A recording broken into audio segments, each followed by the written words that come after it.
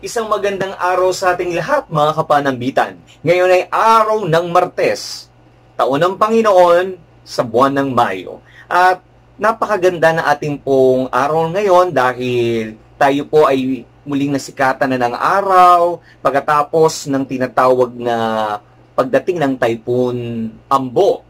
At ikinalulungkot din natin na yung ating mga kapatid na nasa Kabisayaan, especially sa Samar, ay dumaan sila sa tinatawag na hindi inaasamang mga tagpo dahil sa pagdating ng typhoon. Isama natin sila sa ating pagninilay ngayong araw na ito. Isama po natin ngayon ang ating pong topic, walang iba kundi ang frontliners, iba ka. Yes, sila ang bayani sa lahat ng panahon at hindi sila seasonal, no? Marapat po lamang na ating pong basahin ngayon ang ating pong verse of the day, ang ating pong gospel ngayon, ang ating pagninilayan ngayong araw ng Martes. Ito po ay nakasulat sa sulat ni John, chapter 16, verse 5 to 11. But now, I am going to him who sent me. None of you ask me, where are you going?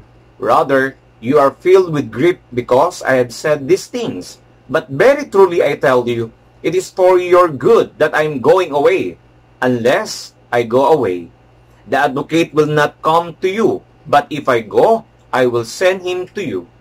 When he comes, he will prove the world to be in the wrong about sin and righteousness and judgment. About sin, because people do not believe in me. About righteousness, because I'm going to the Father, where you can see me no longer. And about judgment, because the prince of this world now stands condemned. John chapter 6. Yes, correct. Napakaganda ng ating gospel ngayon. Frontliners, iba ka. Ganito ang ating Panginoon kung papaano na dapat nating maintindihan na kung saan ibinabahagi dito ng mga alagad na hindi nila alam sa bawat statement ng Panginoon ay meron siyang ninanais na ipatungkol ukol dito sa pagdating ng tinatawag na patnubay. Kasi ang ating Panginoon, kung hindi siya aalis papunta sa ating Ama, ay hindi matutupad yung tinatawag na pagdating ng patnubay upang patotohanan. Upang patotohanan yung mga nananalig at yung mga hindi nananalig na nagpapatunay na ang Diyos na ito ay buhay na buhay at nagpapatotoo. Ang sabi nga sa statement niya, ngunit dapat ninyong malaman ang katotohanan ng pag-alis ko'y sa ikabubuti ninyo. Di ba ganito rin yung mga magulang? Kapag tayo ay aalis, no, yung mga anak minsan pinapatulog muna eh. Kasi di pa nila alam ano ba yung totoong buhay. Kinakailangan mong maghanap buhay. Kinakailangan mong kumita. But this time, yung ating mga frontliners, hindi rin maintindihan ng kanilang mga anak, ng kanilang mga mahal sa buhay na, pwede ba mag-change course ka na lang? Mag-change career ka na lang? Dahil sa dami na ilang mga frontliners natin na mga nagbubuwis ng buhay sa panahon ngayon ng pandemic. But, tell you, kung tayo ay merong isang pananampalatayang buong-buo, ang Panginoon ay may tuturing din natin siyang isang frontliners. May tuturing din natin siyang takbuhan sa lahat ng pagkakataon dahil hindi pa man ang Diyos na ito ay inihanda niya na ang lahat. Ang sabi nga si Lord, ipaglalaban ka, kaya kalma ka lang. Do you agree on that statement? Of course, dapat kalma ka lang. Sabi nga, stay calm, stay at home. Di ba yung madalas na sinasabi ng mga authority? Kasi, kung tutusin, according sa Exodus chapter 14:14, the Lord will fight for you. You need only to be still. Kailangan lang din natin na tayo ay mapaninuhod, no? Tayo ay magkalma lang, no? Na kung saan sa mga ganito mga pagkakataon, kailangan nating maging kalma. So, napanood nyo ba yung news? Sa Cavite, si Governor Remulla, maraming magagalit sa akin kasi lahat ng mga malls, hanggat walang magandang platform para sa social distance at protection ng buhay ng mga mamamayan, ay hindi sila pwedeng magbukas. Di bali nang magalit kayo, wag lang yung buhay yung malagas. Which is true. Ganito rin ang Diyos para sa atin. Kasi kung tutuusin, ang sabi nga ng isang presidente, no, na kung saan ang sabi dito, ang ekonomiya, kaya siyang i-recover. Pero yung buhay, hindi mo alam kung paano mo siya i-recover. Tandaan natin, when God guides, He provides.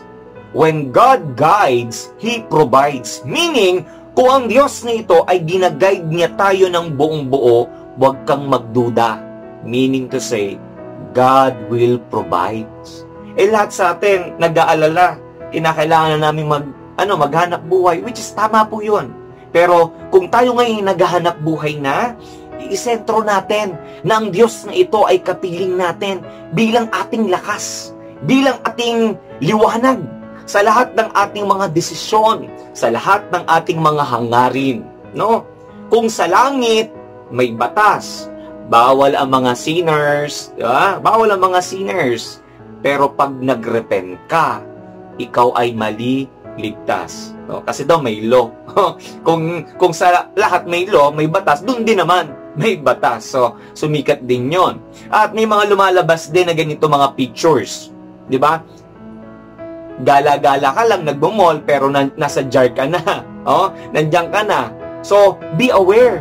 Ganito rin yung kalagayan pagdating sa usaping pang kaligtasan ng Diyos. Kung tayo ay gumagala lang, no, sa tinatawag na spiritual approach po kung tayo gumagala lang sa sanlibutan na ito na walang katuturan, namumuhay tayo na wala sa grasya ng Panginoon, at the end, masusunog tayo na wala namang kalaban-laban. Kaya ang nais ng Diyos is to save us. Niligtas na tayo ng Diyos sa bundok ng Kalbaryo. Totoo yun, ligtas na tayo. Pero, para tayo ay mamuhay sa grasya ng Diyos sa mundong ito na pinagkatiwala niya, kailangan din nating ingatan yung ating mga sarili. Hindi gumagawa naman ako ng sin, ba't wala namang parang bumabalik? Tandaan mo, hindi tulog ang Diyos. Maaaring opportunity lang yon. Nagkakaroon lang yan ng pagkakataon para ikaw ay magrepent, para ikaw ay magbago. Kasi, sabi nga, yung liwanag ng patnubay ng Espiritu Santo, the way you decide, the way you act, yun yung guided. Yun yung mga factors ng karakteristik ng Holy Spirit. Kaya sa araw na ito, di ba, patuloy nating pasalamatan yung ating mga frontliners na to. Ikaw, frontliners ka din. Tayo, frontliners din tayo. Kailangan nating protektahan yung ating mga sarili. Maghugas daw tayo ng kamay. Kung sa usaping pangkaluluwa, maghugas din tayo ng ating mga sarili. Maghugas sa pamamagitan ng pagsisisi na sisimulan natin sa isang panalangin. Mag-protection daw tayo, mag-face mask, mag-face shield, correct. I-shield din natin yung puso natin na tayo ay hindi nagiging malungkutin. I-shield din natin yung ating mga sarili na tayo ay magkaroon ng lakas ng loob, ng umiti sa kabila ng sakit, sa kabila ng hirap, sa kabila ng kagutuman, sa kabila ng kahirapan. Kapit ng kapatid, kasi ang Diyos, hindi siya bumibitaw sa iyo. Ang Diyos, hindi siya nagdadalawang isip para sa iyo, para sa atin. Kaya huwag mong sayangin yung pagkakataon. The more na tayo nasisikatan ng araw-araw, blessing yun. Huwag mong i-ignore. Hindi lamang yung hapag, yung ikabubusog natin. Dahil kung tayo ay merong Diyos na ito, na ating sinasampalatayanan, we're truly protected and God will provide all necessity na meron tayo. Amen. Sabayin niyo po ako sa isang munting panalangin. Ave Maria Purísima, sa pangalan ng Diyos, Ama, Anak at ng Espiritu Santo. Amen. Panginoon, salamat po sa iyong mga biyaya ng buhay na pinagkatiwala niyo sa amin. Protektahin niyo nawa ang aming po mga frontliners, ang aming po mga mahal sa buhay, na sila ngayon ay hindi namin kapiling, sila ngayon ay nasa field, sila ngayon ay nasa mga institution. Sana po sa kanilang pagbalik sa aming mga tahanan, pag-uwi ng aming mga anak, ng aming asawa, ng aming mga kaanak, ng aming mga kaibigan na ito. Patuloy niyo nawa silang protektahan. Ilayo yung virus na ito para sa kanila. At patuloy ng malusaw ito upang patuloy kami makapaglingkod sa iyo at mapatunayan namin na kami karapat-dapat na maging kabilang sa iyong kaharian. Tinataas din namin ang aming mga frontliners na mga leaders, mga volunteers sa kanilang mga desisyon. Gamitin nawa ng mapayapa, no, at hindi dahas, no. Magkaroon nawa ito ng isang mas maayos at maipadama ang tunay na layunin para sa ikauunlad ng aming buhay pang-araw-araw at buhay pang-espiritual. Lahat ng ito ay aming sa matamis sa pangalan ni Jesus. Amen. Amen. Amen. Ave Maria Purisima, sa pangalan ng Diyos Ama, Anak ng Espiritu Santo. Amen. Maraming salamat po.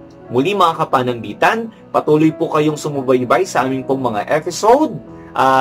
Especially, i-like and share nyo po itong aming pong video, especially itong ating YouTube channel, para mas marami pa pong magkaroon ng inspirasyon at madugtungan yung kanilang mga natutuyong mga pag-asa upang ito ay madiligan mula sa mga salita ng Diyos. Amen.